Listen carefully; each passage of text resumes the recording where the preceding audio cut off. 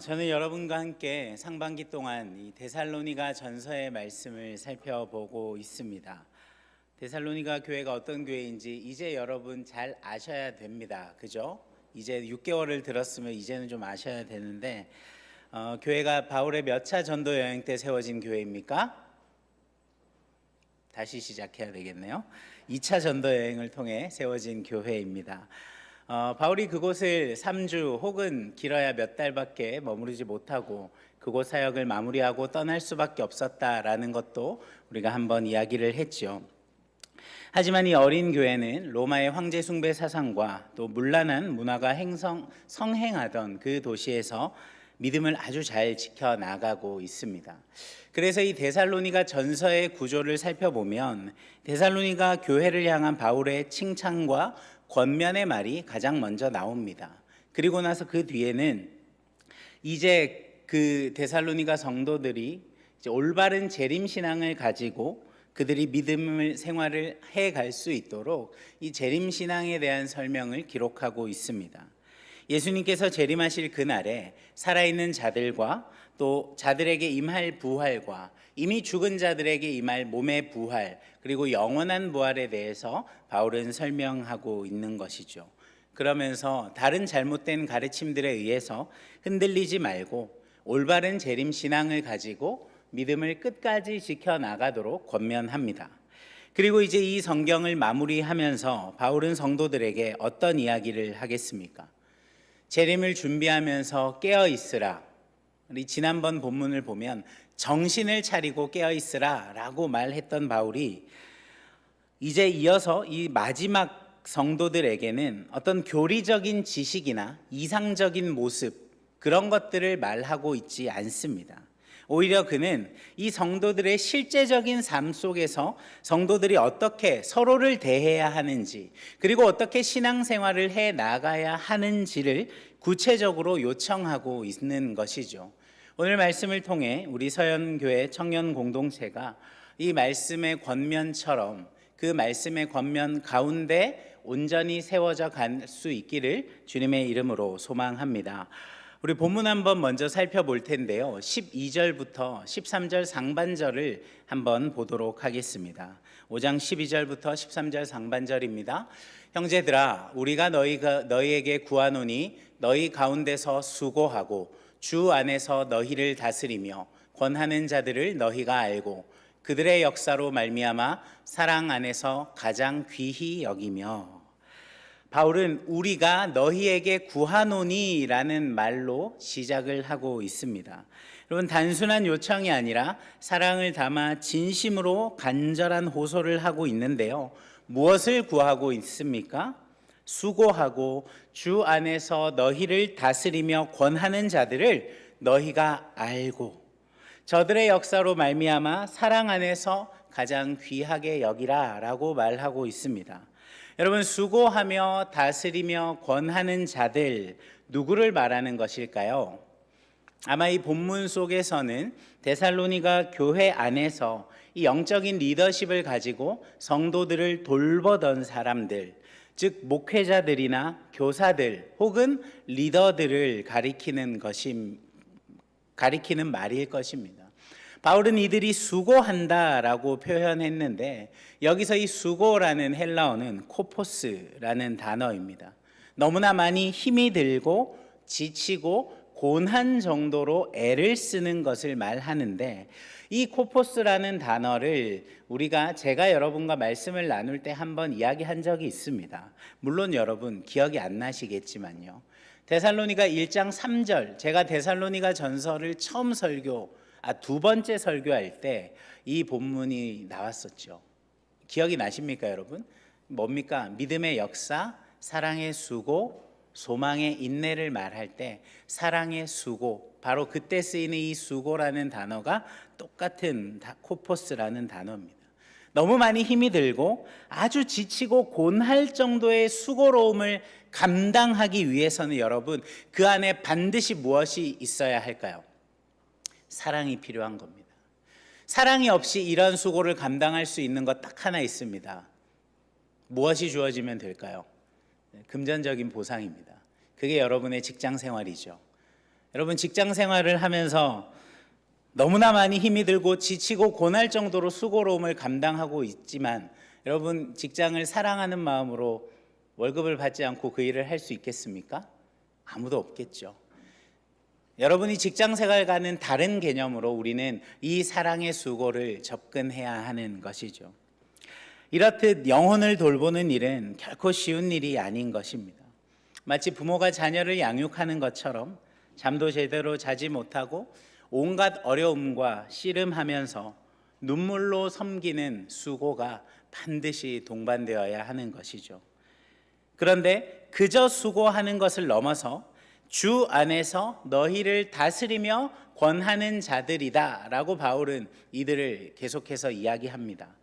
다스린다라는 것, 단순히 권위를 내세우는 것을 말하는 것이 아니라 양떼를 인도하고 보살피는 목자와 같은 이 돌보는 것을 의미하는 것이죠. 그리고 권한다라는 것은 무엇입니까? 말씀으로 가르치고 격려하고 때로는 책망하기도 한다라는 것이죠. 이러한 바울의 표현은 교회를 섬기고 공동체를 섬기는 사역자들과 또 리더십에 있는 사람들이 어떤 자세와 태도를 가지고 사역해야 하는지를 잘 보여줍니다.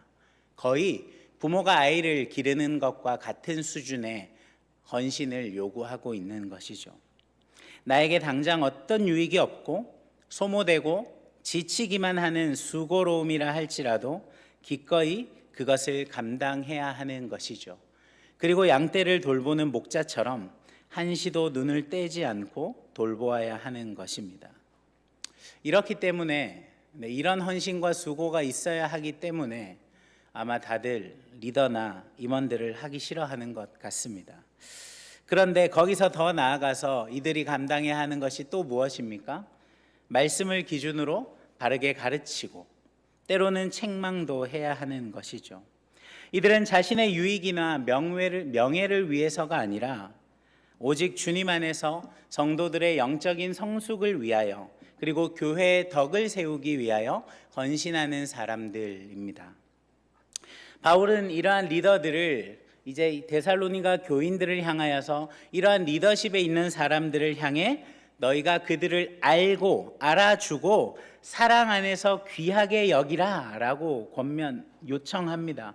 여러분 안다라는 것은 단순히 이 존재를 인식하는 것을 넘어서 그들의 수고와 헌신을 인정해 주는 것을 말하는 것이죠. 존중해 주는 것을 말하는 것이죠. 가장 귀히 여기라는 것, 말 그대로 존경하고 그들을 아끼라라는 말입니다. 바울은 이 데살로니가 교회 성도들을 향해 자신들을 섬기고 있는 리더들과 목회자들을 사랑 안에서 가장 귀하게 여기라라고 말하고 있습니다. 여러분 이런 말 들으면 어떤 생각이 듭니까? 이제 목사님 잘 섬기라고 말하겠구나, 그 말 나올 차례구나 라는 생각이 드십니까 혹시? 오늘날 우리가 살아가는 이 시대 속에서 우리는 사랑과 귀하게 여김보다는 이 앞에 선 사람들, 수고하고 헌신하는 사람들을 향해서 사랑과 그들을 귀하게 여기는 것보다는 그들을 향한 관찰과 평가를 하는 것에 익숙해져 가고 있는 시대인 것 같습니다. 그렇지 않습니까? 우리도 얼마나 많이 서로를 향해 저 사람은 어떻고 저떻고 이런 평가하기를 좋아합니까? 어떻습니까 여러분? 저와 우리 뒤에 계신 조충성 목사님이 거의 비슷한 시기에 부임을 했죠. 한 달 간격으로. 이제 서영교회 청년 공동체 목회자로 저희가 만 3년을 접어들고 있는데 여러분 어떤 평가를 내리셨습니까? 말을 안 해도 여러분 머릿속으로 다 그런 평가들 내리고 있는 것 잘 알고 있습니다. 정 목사님은 해가 갈수록 점점 잔소리가 많아지네. 설교를 핑계로 계속 혼을 내는 것 같네. 나이 먹으면서 꼰대가 되어가는 것 같다 라는 평가를 내리셨습니까? 우리 조충성 목사님은 서울 온 지 3년인데 어떻게 사투리가 하나도 변하질 않지? 여기가 마포 아니고 해운대인 줄 아는 거 아니야? 이런 판단 혹시 여러분 내리셨습니까? 없겠죠? 아마 없으시길 바랍니다. 그런데 여러분 여전히 이 죄의 흔적이 남아있는 우리 안에는 끊임없이 누군가를 평가하고 어떤 잣대를 들이대고자 하는 그런 마음들이 너무나 많이 드는 것이죠. 그것이 우리의 주특기인 것 같이 말이죠. 공동체를 섬기는 임원들, 소그룹의 리더들, 부장단의 집사님들, 간사님들을 향해 수고해 주셔서 고맙다, 감사하다. 여러분 이런 말 해본 적 있습니까? 믿음 소망 마을 아마 이제 소그룹이 바뀌는 시즌일 텐데 소그룹을 담당하는 리더들 그런 얘기 한번 들어본 적 있으십니까?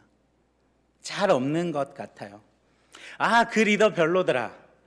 왜 그렇게 모임을 잘 이끌어가지 못하지? 왜 말을 그렇게 하지? 이런 불평과 불만의 말들이 여러분 우리 안에 더 많이 흘러나오고 있지는 않습니까? 사랑하는 우리 청년 여러분, 앞에서 헌신하는 이들, 사랑의 수고를 다하는 이들을 특별 대우해 주라는 말이 아닙니다.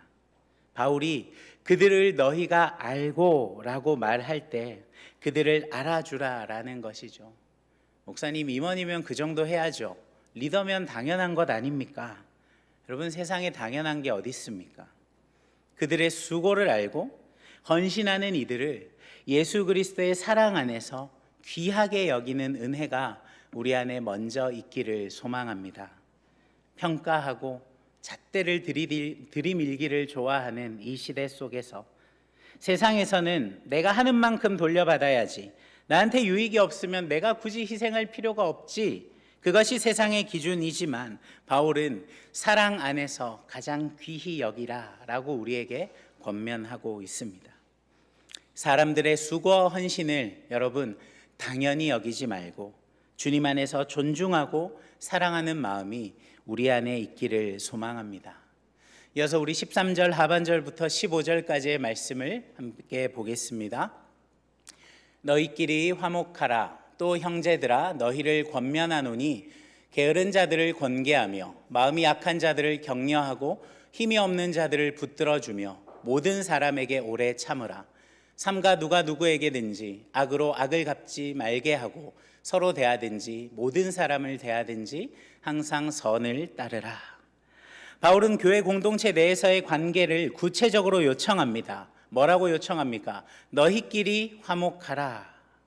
이 화목이라는 말은 단순히 싸우지 않고 평화롭게 지내는 것을 넘어서서 서로 다른 사람들이 그리스도 안에서 하나 되는 이 적극적인 연합을 의미합니다. 여러분 생각해 보십시오. 우리 서영교회 청년 공동체 안에 얼마나 다양한 사람들이 모여 있습니까? 전공이 대부분 다르고요. 직업이 다르고 그리고 성격은 정말 다릅니다. 신앙의 연수도 다 다릅니다. 이 많은 사람들이 모여 있으면 당연히 무엇이 생기겠습니까? 갈등과 어려움이 생기기 마련이죠. 내 성격대로 다 행동하고 내 유익만 추구한다면 어떻게 그 안에서 화목이 일어날 수 있겠습니까?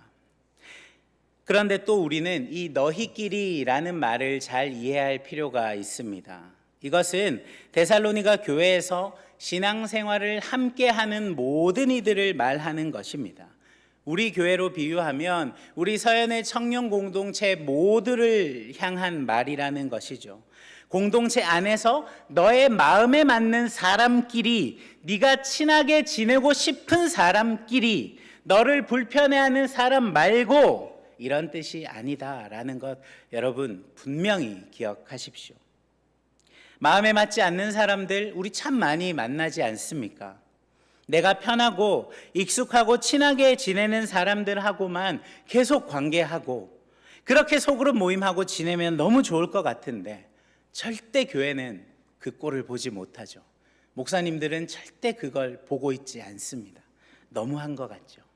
그렇지만 사랑하는 여러분, 교회를 찾아오는 새 가족들을 환대하고 어색해하는 이들을 향해 손을 뻗어서 함께 공동체 구성원으로 녹아들도록 하는 그런 노력들, 때론 나와 맞지 않고 너무너무 불편한 존재들이 누군가 있다 할지라도 그들을 사랑으로 품어 안으려는 그런 애씀과 노력들이 우리 안에 반드시 필요합니다. 목사님, 제가 아이라서요. 제가 내향적인 사람이라서 그게 좀 힘듭니다. 여러분, 저도 심한 아이입니다. 그거 핑계입니다. 저 되게 내향적인 사람입니다. 그런데 목사가 되고 처음 보는 지체들과 만나서 이야기를 나누고 하다 보니 내 원래 성격과 다른 그런 것들이 형성이 되더라고요. 여러분, 핑계 대지 마십시오.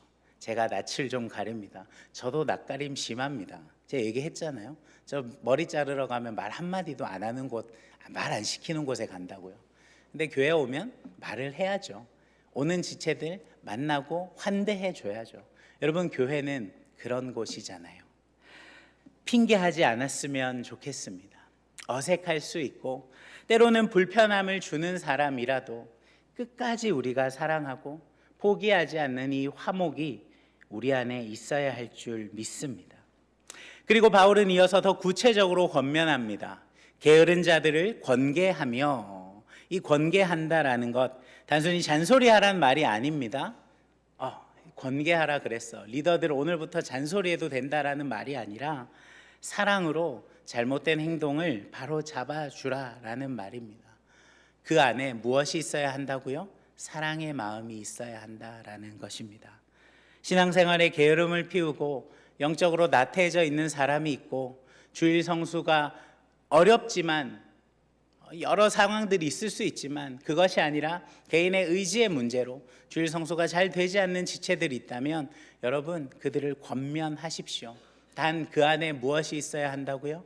사랑의 마음으로 권면하십시오. 또 계속해서 무엇을 하라고 말합니까? 마음이 약한 자들을 격려하라라고 말합니다. 마음이 약한 사람들, 환난이나 유혹 앞에서 쉽게 낙심하고 흔들리는 사람들 말이죠.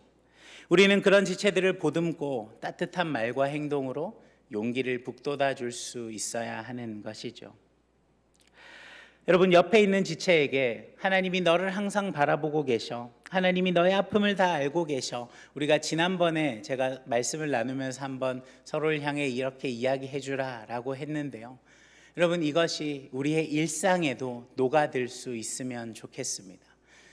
참으로 많이 위로가 필요한 사람들이 있고 또 어려움 가운데 환난을 만난 이들이 있을 때 그들을 격려하고 그들을 일으켜주고 북돋아주는 것, 여러분, 교회에서 성도들이 하지 않으면 도대체 누가 할 수 있겠습니까? 교회가 그런 역할을 하지 못하고 우리 성도들이 그 역할, 위로하고 격려하고 세워내는 일을 하지 못하니까 무엇을 찾게 되는 겁니까? 일시적으로 나를 위로해주고 나를 알아주는 것 같은 다른 세상의 것들을 찾게 되는 것 아닙니까?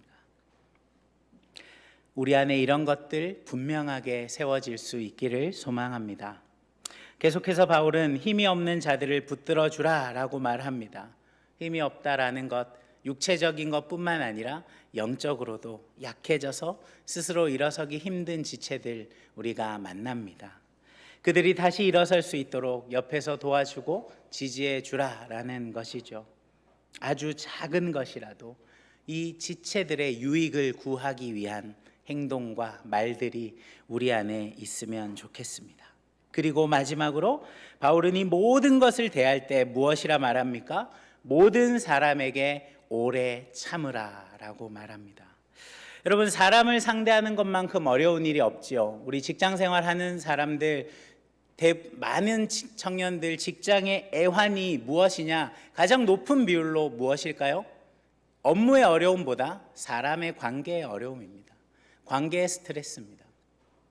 업무가 힘들어서, 내가 하는 일이 너무 어렵고 힘들어서 그런 사람들이 있을 수 있죠. 그런데 그것보다 훨씬 더 많은 이들이 사람과의 관계가 힘들고 그것이 너무 어려워서 직장을 그만두게 되는 것 많이 보게 됩니다. 내 마음 같지 않은 사람들 볼 때 우리가 인내하기 어려운 것 잘 압니다. 하지만 바울은 무엇이라 말합니까? 오래 참아주라라고 이야기하는 것이죠. 그들이 단 한순간에 변하지 않을지라도 주님께서 우리를 오래 참으신 것처럼 우리도 서로를 향해 인내해 주라라고 말하는 것이죠. 목사님, 도저히 참기 힘든 사람이 있는데 어떻게 해야 되겠습니까? 공동체 안에 그런 지체들이 있는데 어떻게 해야 할까요? 여러분, 어떻게 해야 되겠습니까? 그런 생각 해본 적 있으십니까? 제가 20대 때 이제 청소년 사역을 선교단체에서 이제 섬길 때에 있었던 일입니다.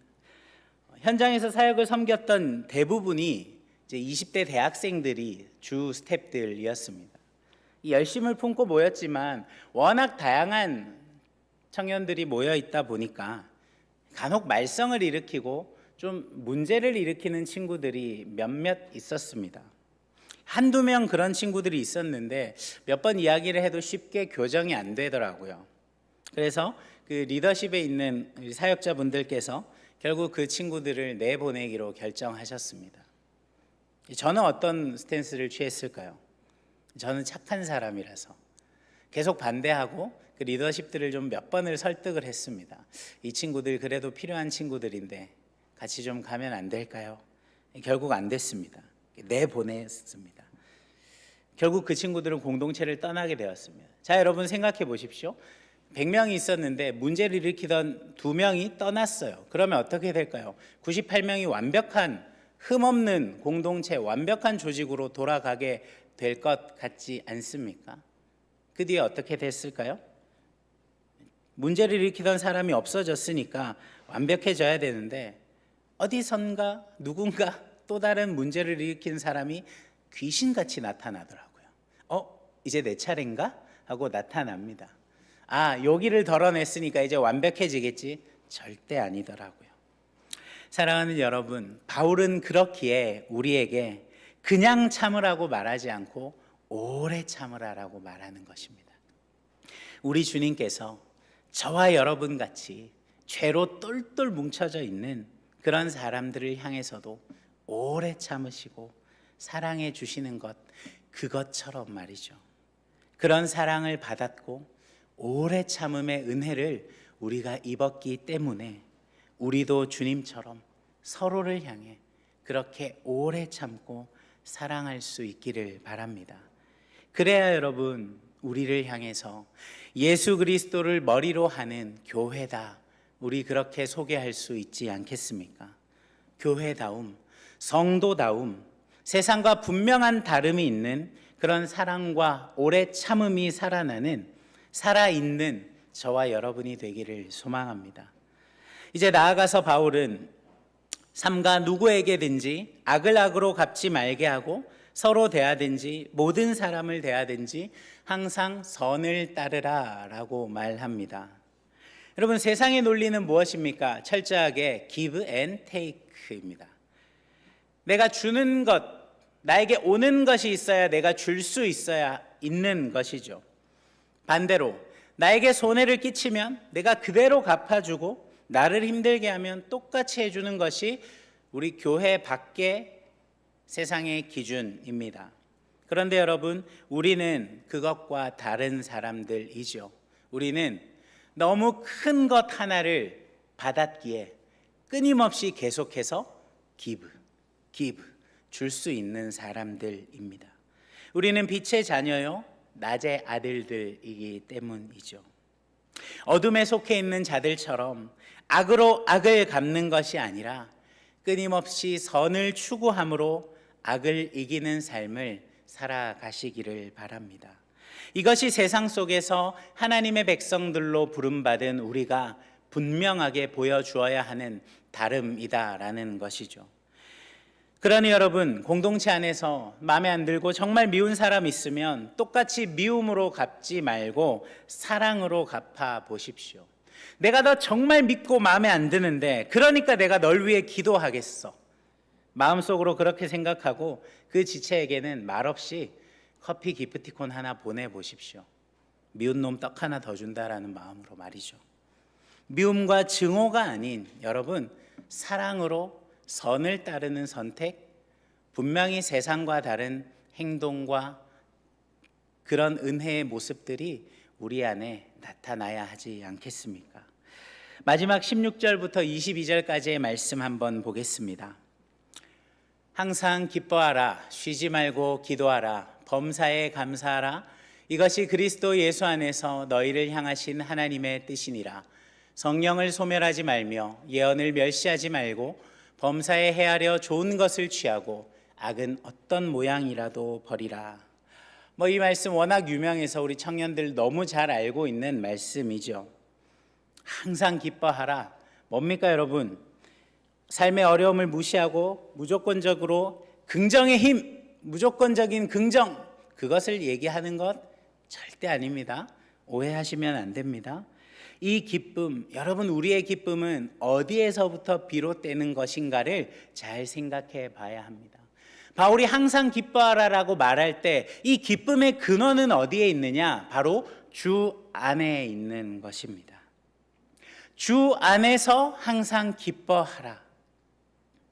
예수 그리스도께서 우리의 죄를 대신하여 십자가에 죽으시고 부활하심으로 우리가 의롭게 되었고 우리가 영생을 얻은 것, 그것이 우리의 기쁨의 이유가 된다라는 것입니다. 그렇기 때문에 비록 세상 속에서 환난을 당하고 고난을 겪을지라도 우리는 예수 그리스도 안에서 항상 기뻐할 수 있는 것입니다. 이유 없는 기쁨이 아니라 여러분, 성도의 기쁨은 반드시 그 이유가 있습니다. 그 이유가 어디에 있다고요? 예수 그리스도께 있다라는 것입니다. 그리고 바울은 무엇이라 얘기합니까? 쉬지 말고 기도하라 말합니다. 하나님은 우리의 끓는 고통의 소리에도 귀를 기울이시는 분, 여러분 너무 잘 알고 계시죠? 우리의 삶의 문제와 아픔들 포장하지 않고 하나님 앞에 그대로 올려드리는 것, 그리고 하나님 앞에 부르짖는 것, 우리에게 반드시 필요합니다.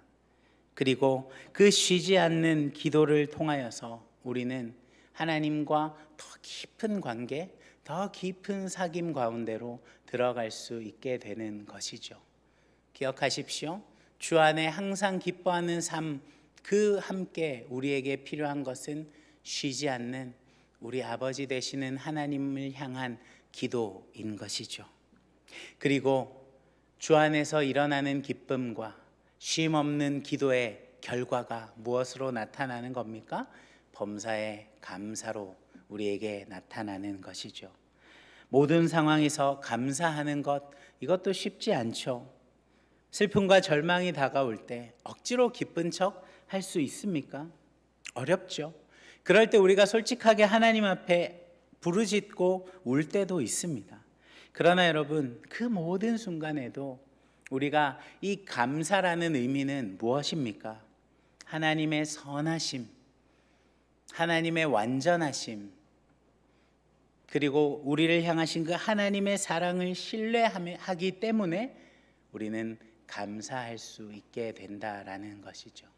때로 내 삶이 예기치 못한 깊은 골짜기를 만난다 할지라도 나의 구주, 우리 구주 예수 그리스도께서 완벽하게 우리의 삶을 이끌어 가실 것을 믿기 때문에 우리는 범사에 감사할 수 있는 것입니다.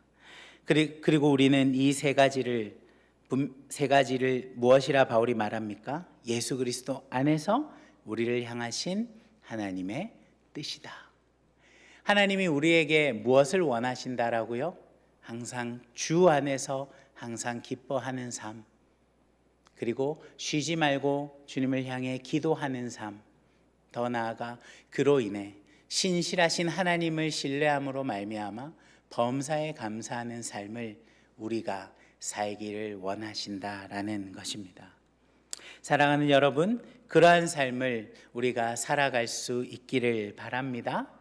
마지막 권면 한번 볼까요? 성령을 소멸하지 말고 예언을 멸시하지 말고 범사에 헤아려 좋은 것을 취하고 악은 어떤 모양이라도 버리라 라고 말합니다.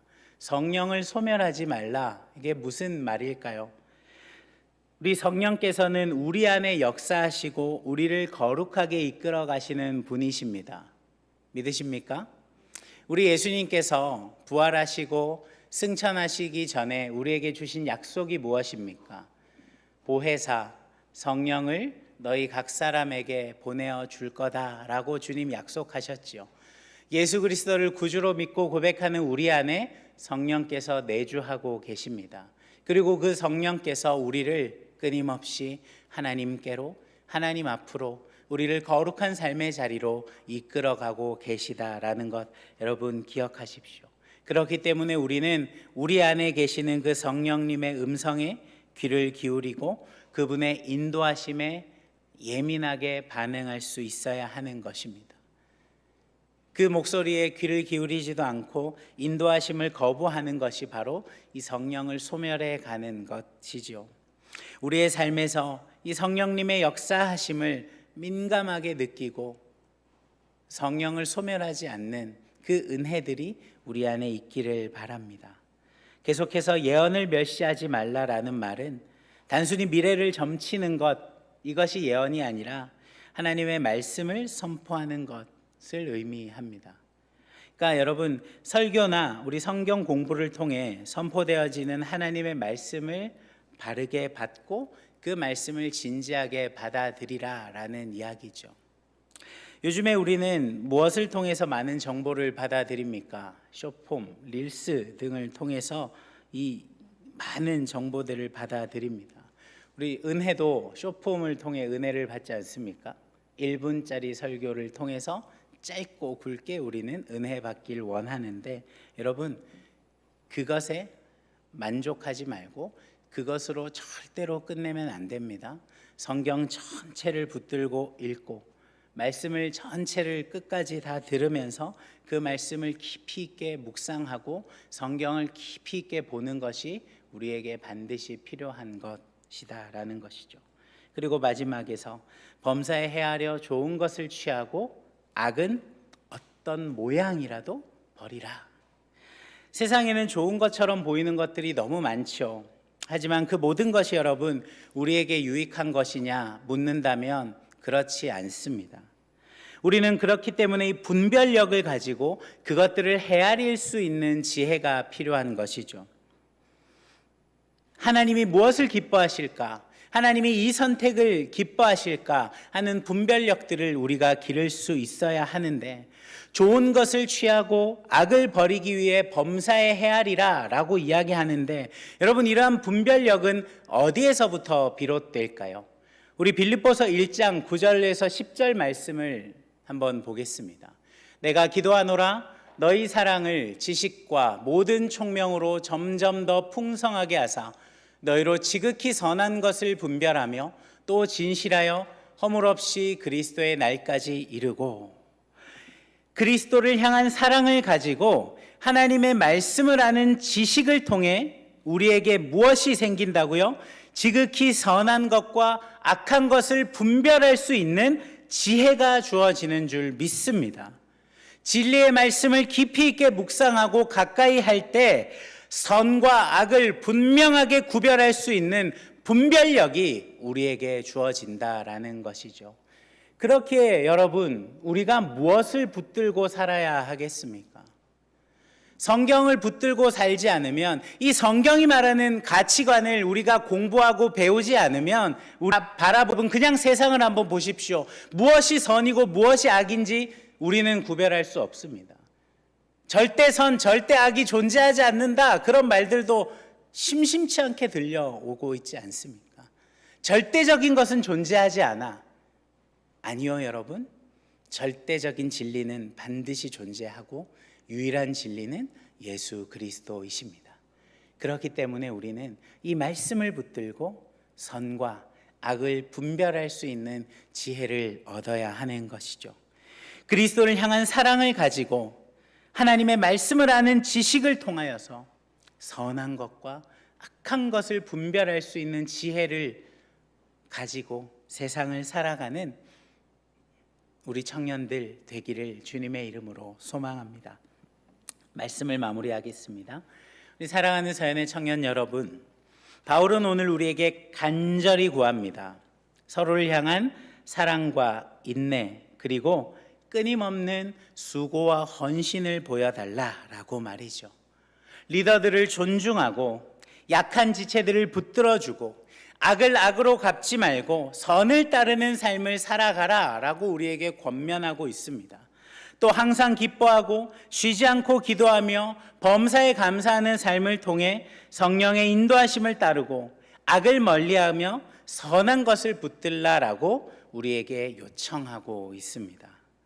그리고 이 권면의 시작, 오늘 말씀의 시작에 바울이 무엇이라 말했는지 여러분 기억합니까? 형제들아. 오늘 본문 10절에서 바울은 이 표현을 2번이나 기록합니다. 형제들아. 무슨 말일까요?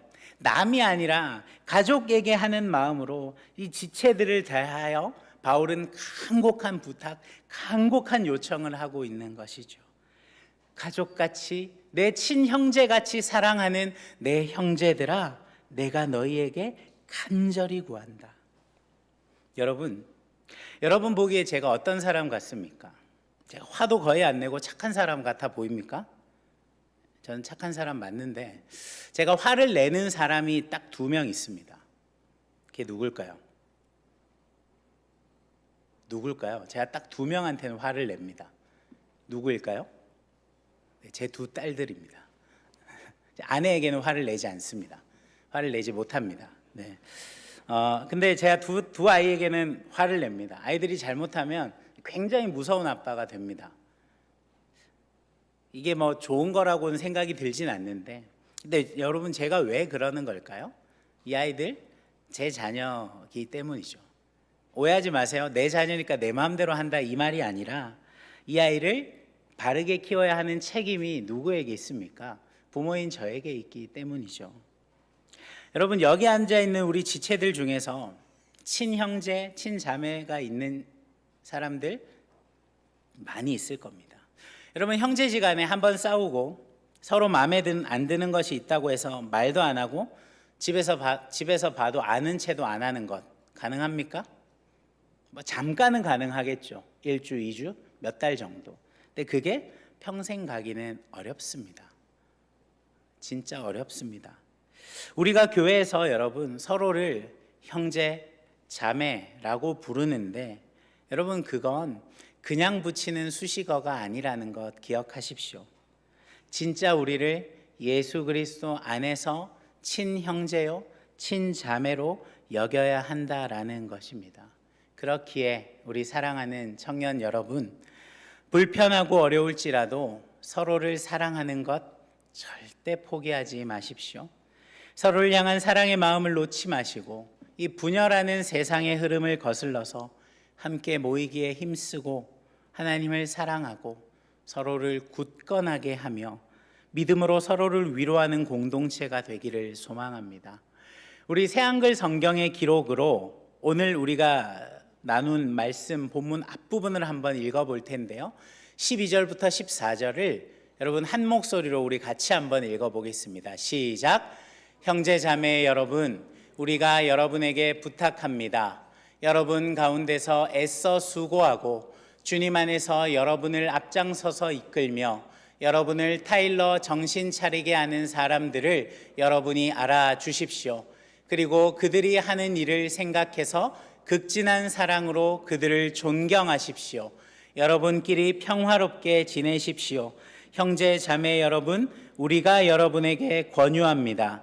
제멋대로 사는 사람들을 타일러 정신 차리게 하십시오. 기가 꺾인 사람들을 격려해 주십시오. 약한 사람들 편에 서 주십시오. 모든 사람들한테 너그럽게 참으십시오. 우리가 서로에게 이런 사람들이 되어주면 좋겠습니다. 우리를 먼저 사랑하시고 우리를 향해 오래 참으시고 우리의 어떠함에 관계없이 변치 않는 사랑으로 우리를 돌보시는 주님처럼 우리도 서로에게 그러하기를 소망합니다. 여러분 이것은 불가능한 미션이 바울이 우리에게 주는 것이 아닙니다. 주님께서 우리 안에 함께 하시고 그 은혜가 우리에게 충만할 때에 형제 자매를 향한 온전한 사랑으로 세워지는 아름다운 공동체가 반드시 될 수 있다 저는 확신합니다. 자신의 목표와 정욕으로 가득 찬 세상 사람들과 달리 저와 여러분 안에는 예수 그리스도로 우리가 가득 채워져 있기 때문이죠. 그렇기에 데살로니가 교회를 향한 이 바울의 권면은 그냥 좋은 말, 그냥 좋은 이야기가 아니라 예수 그리스도로 충만하게 채워진 우리이기에 실현 가능하고 우리가 이루어낼 수 있는 일임을 믿습니다.